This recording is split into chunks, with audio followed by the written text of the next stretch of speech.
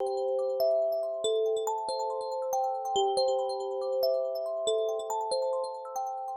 Judy Folmsby, and I was a presenter about a year ago. And at the time, I didn't have a logo because I had one book, Bubba the Busy Beaver. Excuse me. And I decided that because I was going to have other books, I needed to have an overall umbrella of what I was going to do. I have another book coming out, and right now I just have the cover, and this is Preposterous Pebbles. These are children's books. This one here is about a dog that I had that thought she was a person. And my children's books are ages pre-K to 2. I go into the schools and present, but we'll get a little bit further on about that. I was a teacher for 25 years. I was a special education teacher in Woodbridge School District. Now I am a substitute teacher. And I'm spending a lot of time on what I love to do is write. I chose Judisjems as my logo, and I have there a place where treasured books are found.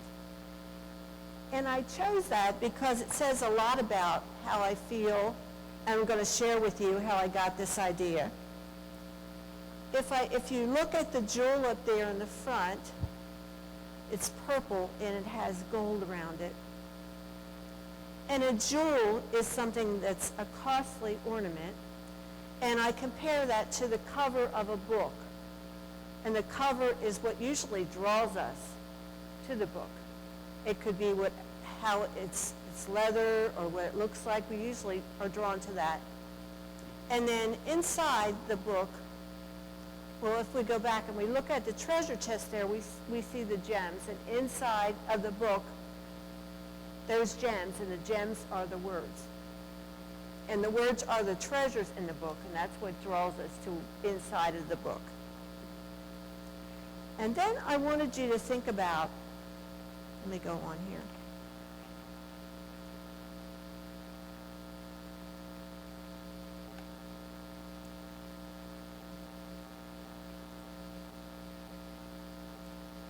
All right, you can see how I'm not very technologically set here.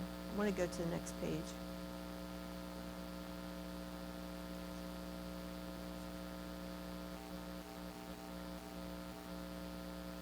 Okay, this is the same page.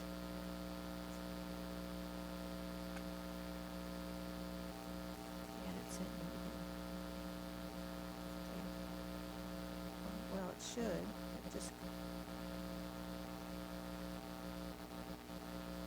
Okay. Oh, okay, yeah, because I can't see it. Thank you. So it's not me. All right.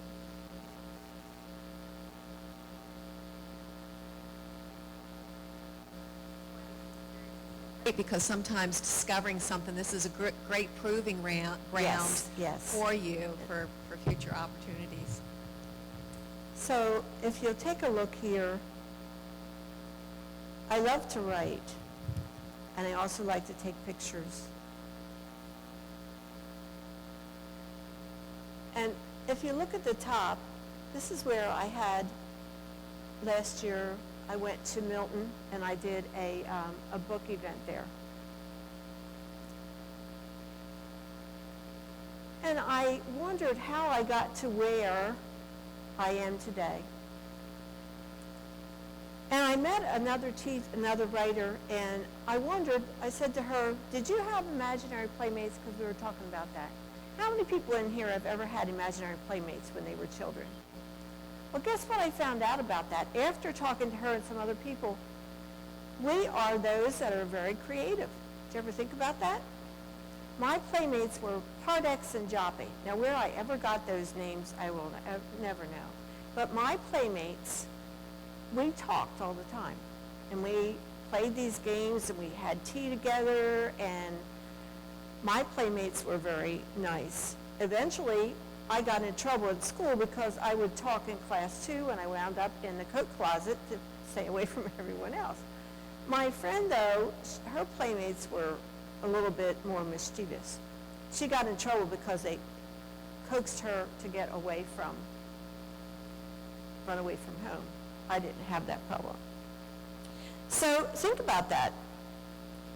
Maybe we have inborn imagination, or maybe we have to tap into what we have to help us with our innate creativity, that we can, whatever that is. I'm a visual learner.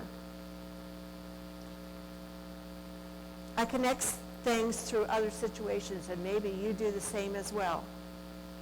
I was sitting in church one day when I saw someone come up with these bells. I was in a church, Episcopal church, where I attended at the time. It was the first time these had been presented to the church. And the first time they rang it, and then they went on, and then they rang it again, and all of a sudden, I was sitting in my seat, and I had to cover my mouth and laugh, because if you have ever seen Laugh-In, all I could think of was Lily Tomlin with one ringing dingy, two ringing dingy, and that's what happens. I get in trouble a lot, because I go back and see these other things in my head, and it gets me in trouble, because people think I'm laughing at them or not respectful. And have you ever read, I'm done? Oh my gosh. Goes fast, doesn't Yes, it? it does. That's okay. We will have a chance through question and answers perhaps to share more. Okay. He's ready to go already. I know who Bubba the Eager Beaver is, or Busy Beaver. That must be you. Bubba the Busy Beaver. Yes. That must be you. Because you certainly, in a year since you came here the first time, I mean, you've been busy, obviously, yes, I have. right? Mm-hmm. And with this book fair or whatever it was at Milton, I can see that that's got you on the road. With respect to your creativity and this new book that's coming out, that's not the imaginary friend, obviously. That's going No. to be the... This is actually, it's taken after my grandson, Ryan. And we had a Rottweiler. And she really did do some of the things in the book. Of course, it's fiction, but I just wrote a story about it. And she never really did have puppies, but in the story, all of my stories have some kind of a, something to carry through on the end. And this one is believe in yourself, that she wanted to be a person, but she was actually a very good mom in the end.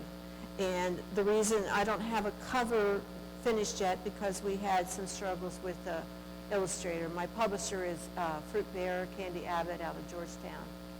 And the illustrator is from New York.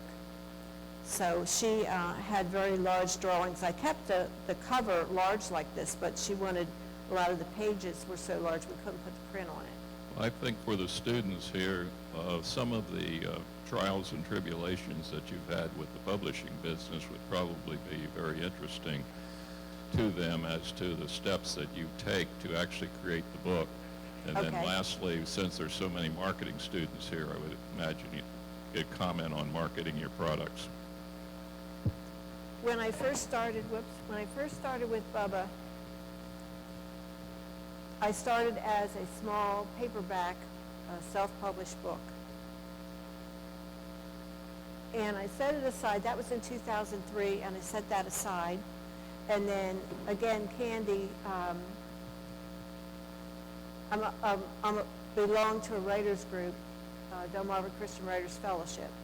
And we meet once a month. And it's great to have a community of other people that are the same as you to talk to and bounce off of things. And so we do a lot of things together. We go to reach out and get new things by going to conferences, and I think that's very important as well. So along the way, Candy suggested that I pull that book and get back into it and make it into a regular book.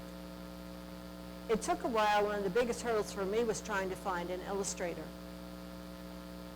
Someone who could do the work that was right, and someone who would work with Candy as well. So the three of us would have to work. As it turned out, I had a person who was in our group that was an artist.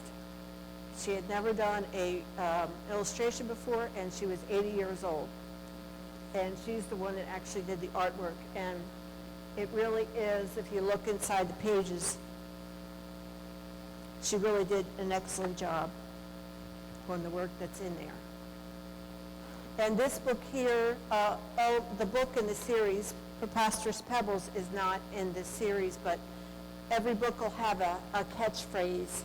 You Can Do It, Just Stick to It is this one.